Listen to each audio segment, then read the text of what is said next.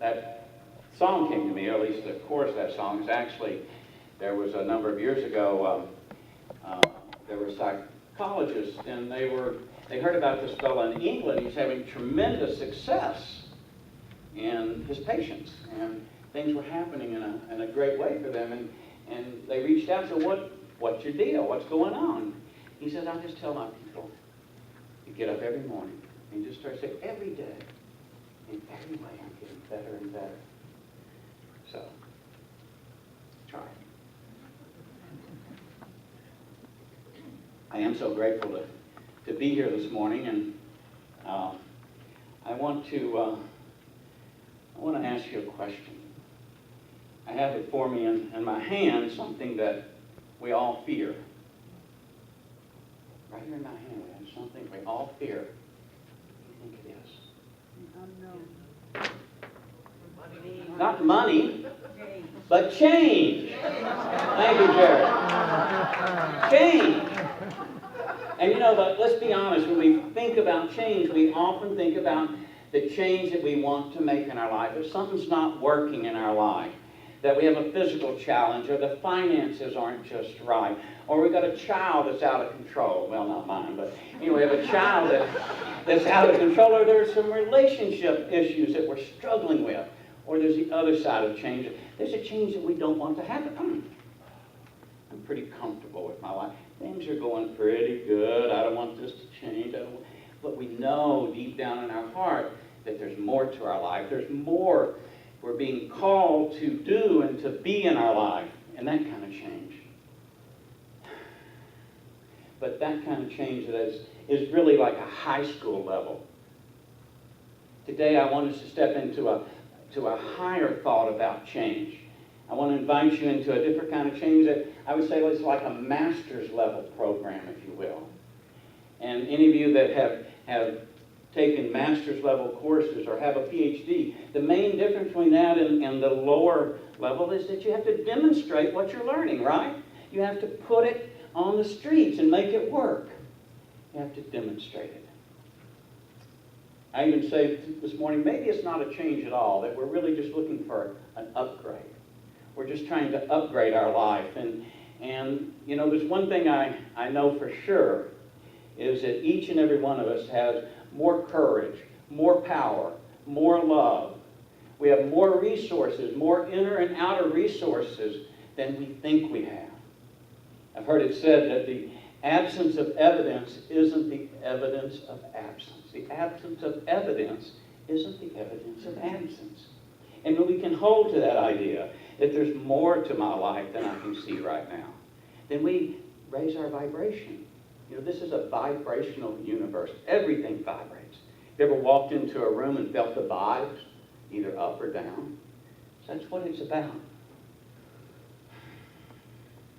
Most of the time, we live our life by conditions. If the conditions in our life would just change, if there's something, if we just had more money, or if we just had physical health, or if we just had that great relationship to share our lives with, that I'd be happy then.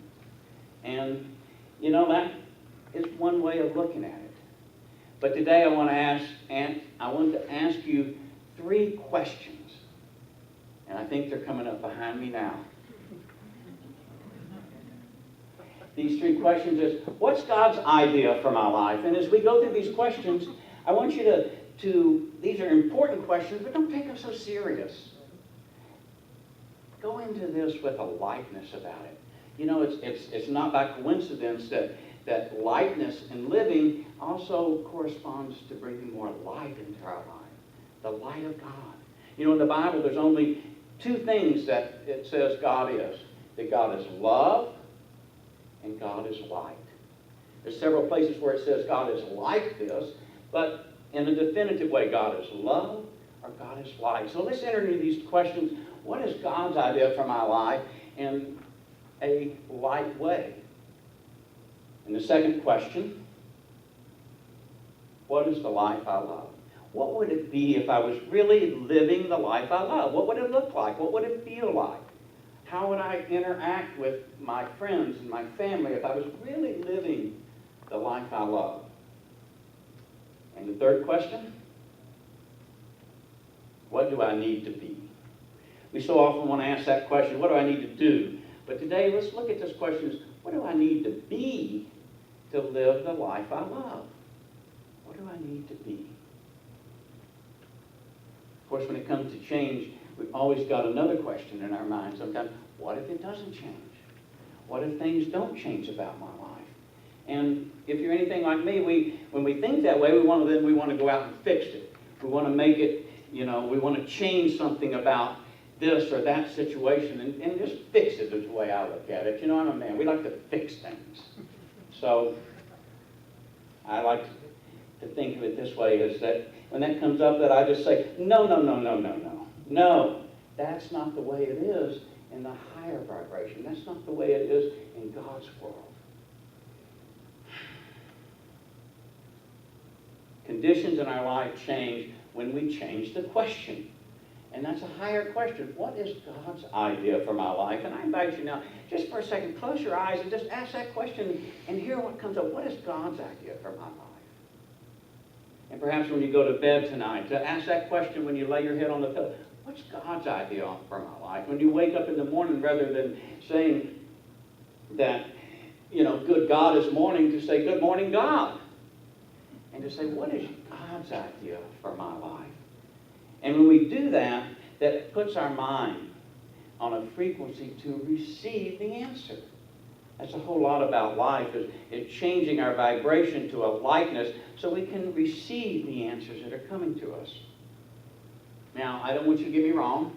There are times in our life that we really need to change some outer conditions. We really do.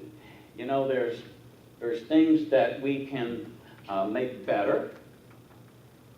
There's things that we can get a handle on, as you might say.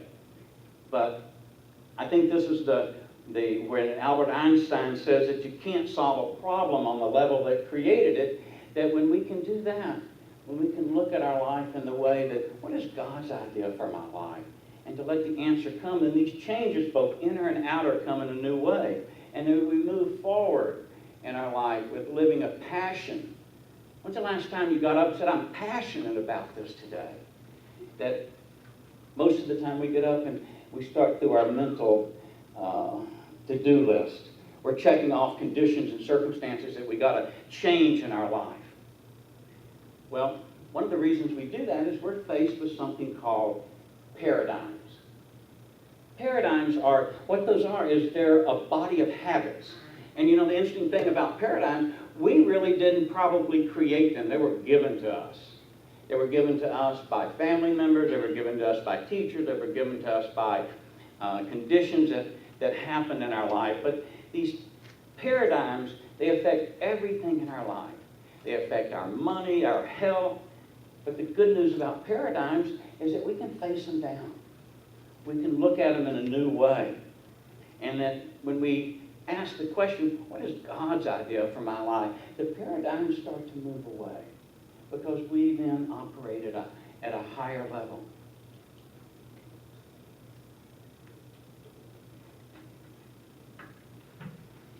I want to tell you a story about a man named Chris. And Chris has ALS, Lou Gehrig's disease, and he's only got a few years to live. And this is what Chris said. He says, if you can't make an impact on someone's life, then it's all a waste. Chris, I think, has the answer to part of today's lesson is that if not now, when? He's saying, now I'm going to live my life. Chris has hundreds of things on his bucket list, but generally what he wants is, he says, I just want to make people smile.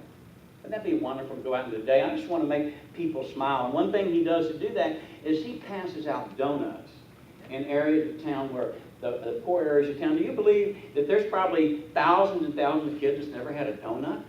Isn't that a shame? Have you ever had a great, good, hot donut? But he just wants to bring smiles to people's face. And Chris is doing a documentary.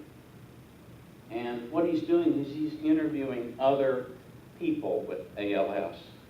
And you know what he's finding out? He's finding out, just like him, they're not letting their condition in their life to keep them from living full out.